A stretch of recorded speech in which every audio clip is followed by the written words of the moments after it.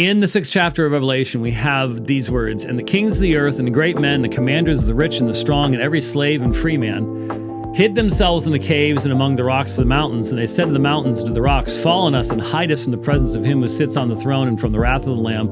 For the great day of their wrath has come, and who is able to stand?" This is how the 6th chapter of Revelation ends, with a universal. And notice, it is interesting. I had not even thought about this until I just read it right now. But you have the great men and the commanders and the rich and the strong and every slave and free man. That pretty much takes care of the entirety of the culture at that time. And they are all put together in one group. You don't have any indication that this wrath of God is going to be more against one than another. In fact, they all say, and they said to the mountains and the rocks, Fall on us and hide us from the presence of him who sits on the throne and from the wrath of the Lamb. The important thing to recognize is the universality of sin, the universality of rebellion, and apart from grace, the response and reaction of man when faced with the wrath of God and the coming judgment is not repentance. It's not repentance. So much of what we're facing today has a grossly unbiblical anthropology, a grossly unbiblical view of the nature of man.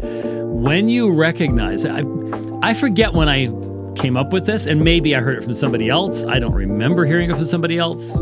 It's my recollection that I was thinking one day and this thought came to me, but most of us don't have a whole lot of original thoughts, so there's that.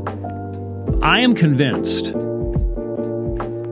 in light of biblical anthropology, biblical view of man, that if you were to open the door of hell 10,000 years into punishment, however time is measured in that context, and you were to reach in and drag out a smoldering person.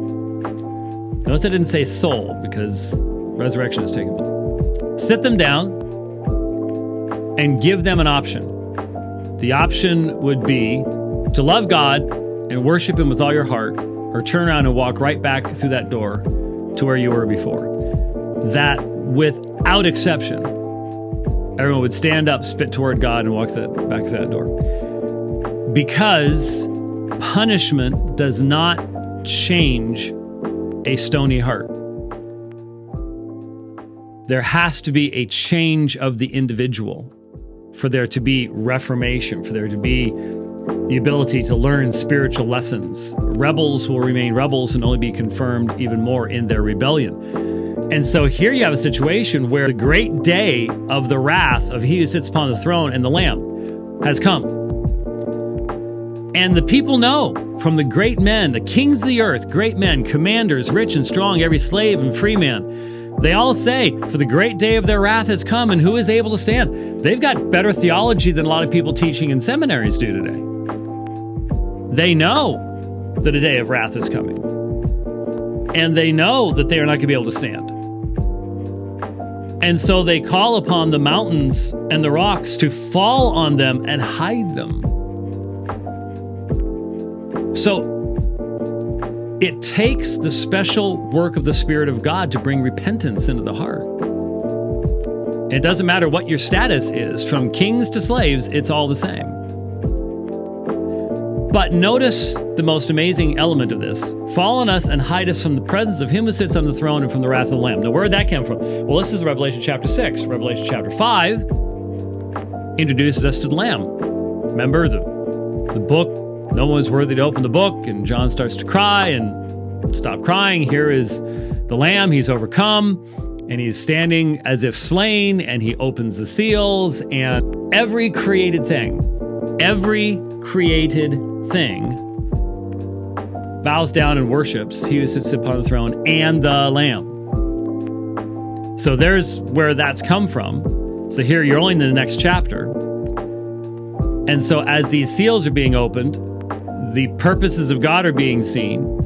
And so the great day of their wrath has come, and it's the great day of their wrath has come.